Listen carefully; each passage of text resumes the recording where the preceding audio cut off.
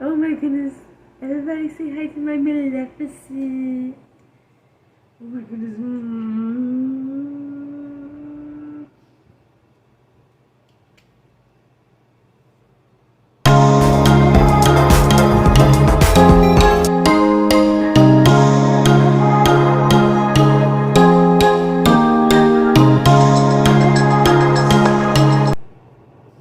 Look at my little tiny puppy.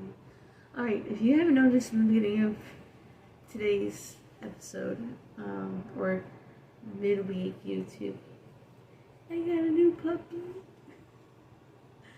Her name's Maleficent, and she's a pit bull, like a full pit bull. Oh, that's a big yawn. My boyfriend and I decided to get her. She's about 5 weeks old. I had to do this first part because, as you can tell, she's tired. I gotta put her back in her little jacket because it's warm. Ready?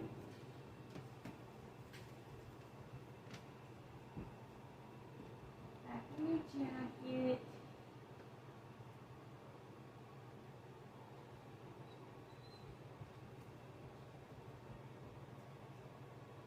Itchy, itchy. Damn.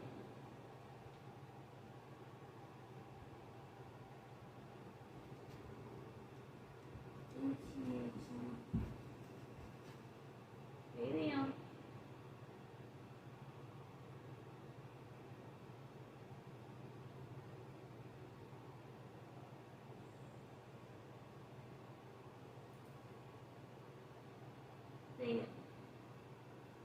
you were going to sit there and not lay down. Anyways,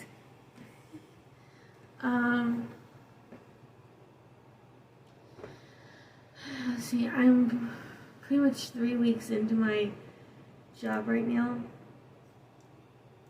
Gave me, but other than that, my oldest decided to give me a book from her school that she thought I could probably, or that she thought I would like.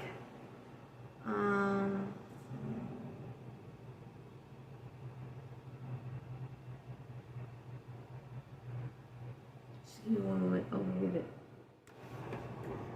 Alright, I'm back. So, the book is called Jennifer Chan is Not Alone. It's by Tay Keller. She's also the author of When You Trap a Tiger. Oh, I'm not even in frame. I just realized I'm not in frame. So yeah, yeah. It's called Jennifer Chan is Not Alone by Tay Keller. She also wrote a book called When You Trap a Tiger. I don't know if that's the first book, but I want to treat it as a novel, or both of them as novels right now, until I get to know the other ones. Did you step on your sister?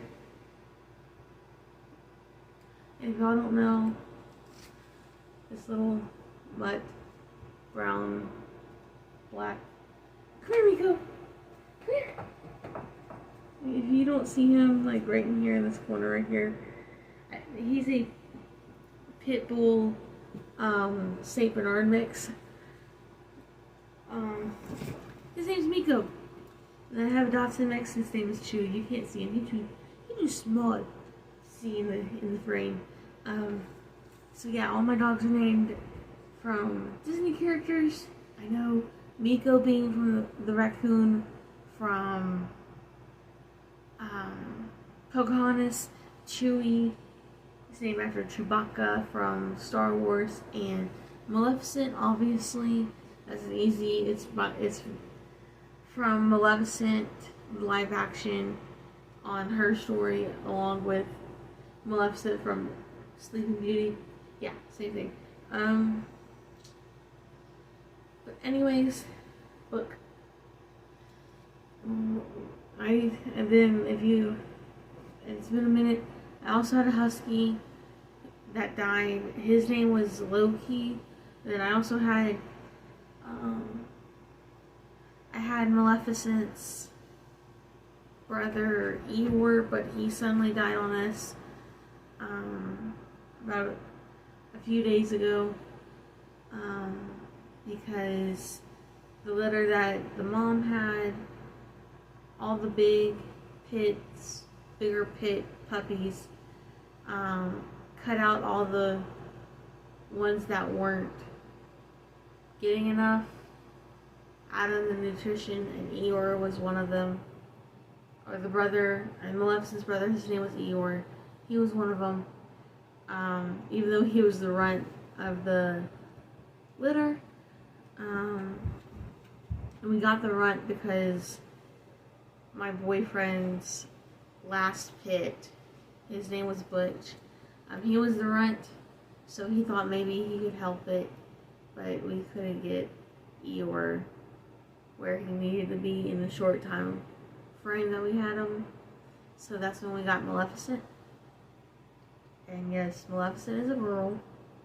If some of you don't know or haven't watched Maleficent, or have not watched Sleeping Beauty at all. Oh, excuse me, it is tiring. I had a really long night last night, guys.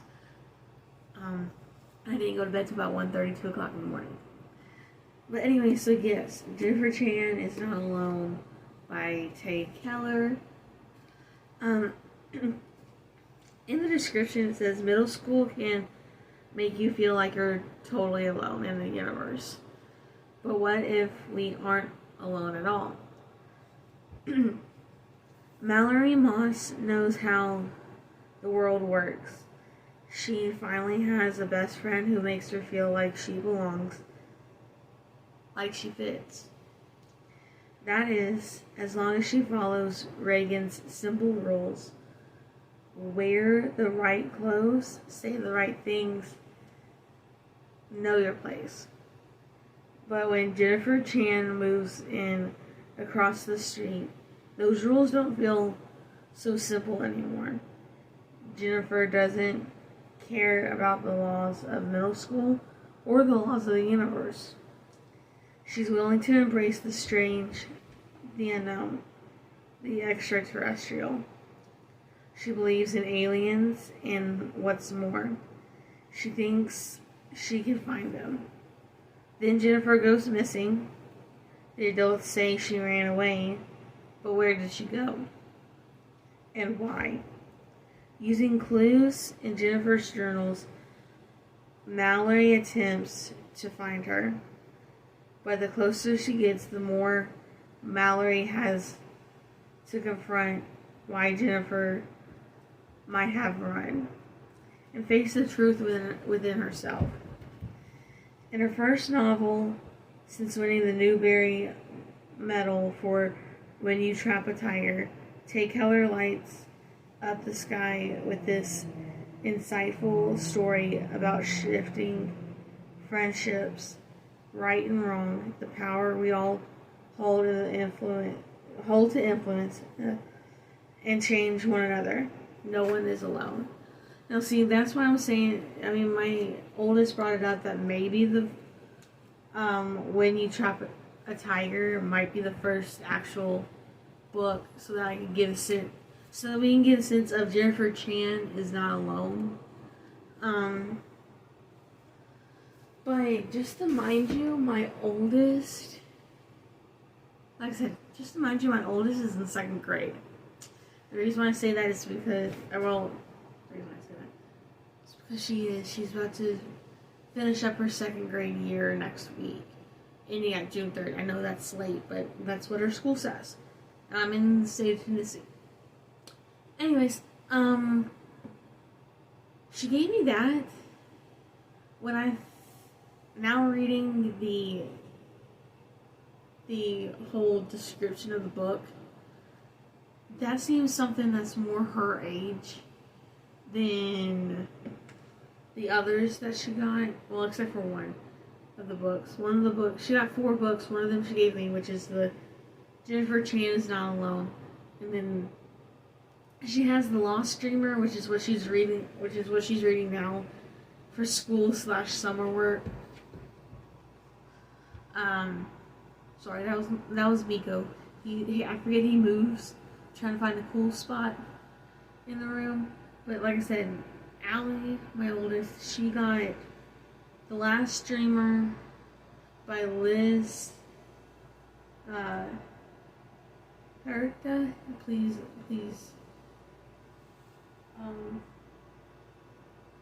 don't come at me for mispronouncing. I'm trying. She got that one, which is what she's working on for the last few weeks in school, reading, because she's supposed to be reading about 20 minutes a day. And that means that she's supposed to have at least 100 minutes per week. But honestly, we also let her read on the weekends, so that if she has to catch up, she can. We'll get away these books too. Or not The Last Dreamer, it's The Lost Dreamer by Liz Huerta. That's what she's working on, and then that's how big. This is how thick the book is. Hold on. There. That's how big the book is. I know you can't see this way, but about that big for a second grader. And then there's the Tiger Honor. This is the second book, which is something I gotta not read into. That's something I gotta find, because this is the second book, and Allie needs the first book before she starts reading this one. And then the last one she has is Furia, by Yamel Mendez. I don't know how to pronounce the second word. It's Saied. I know you're all seeing it backwards, but I don't know how to pronounce it, and I don't want to butcher it. See, words, guys, words. It's a novel, and it's under the Reese Witherspoon It's under the Reese Witherspoon's Young Adult Book Club. Pretty much all of them are young adult / middle school. Literally middle school books. So for me, that means, she told me she jumped from a level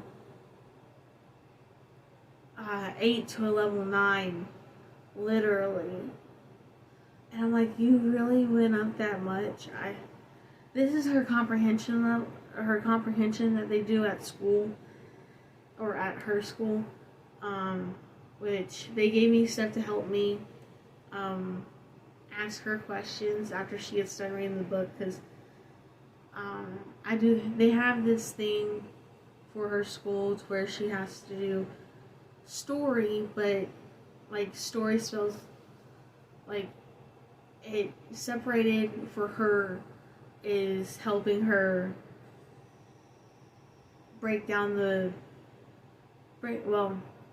supposed to break down the book, but I do it for each chapter depending on what book she does, because she's supposed to be reading chapter books right now, going into the 3rd grade. With that being said, like I said, story. S is for setting. T is pretty much the main character on who's talking. O, I forget what O is. Then R is the resolution.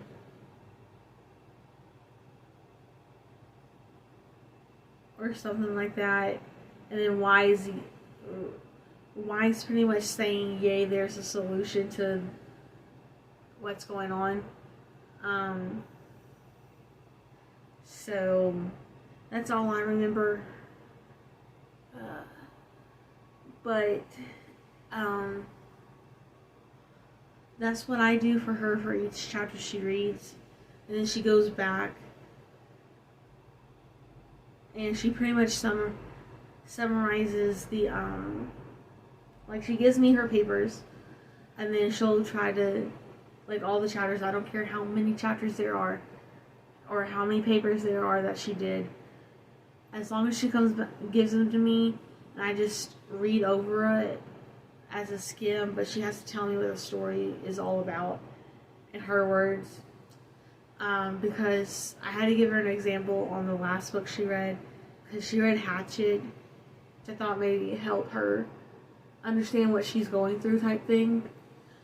I pretty much asked her about the book, and she was like, she's like, well, in this chapter, it was like maybe chapter 7, and I was like, I need you to start from beginning to end. I mean, I kind of pretty much gave her a summary of what I did, because if y'all haven't read this one's really good, and I have a copy of it, and it's worn out because I've read it so much.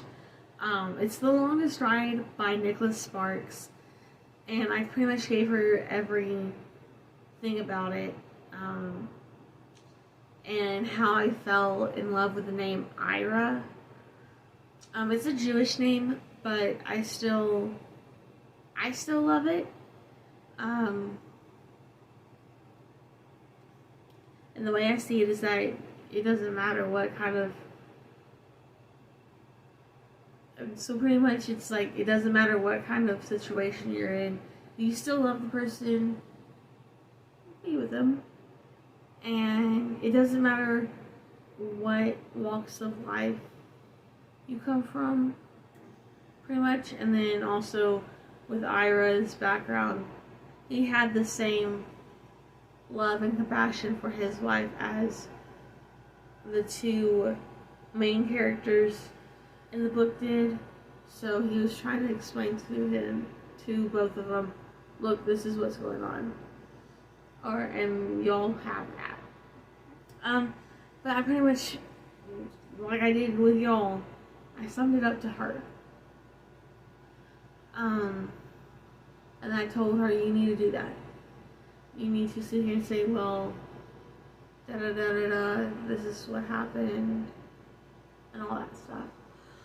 But on that note, I think what I want to do is instead of me doing with Gone with the Wind, because that's a long book, and that takes forever to read.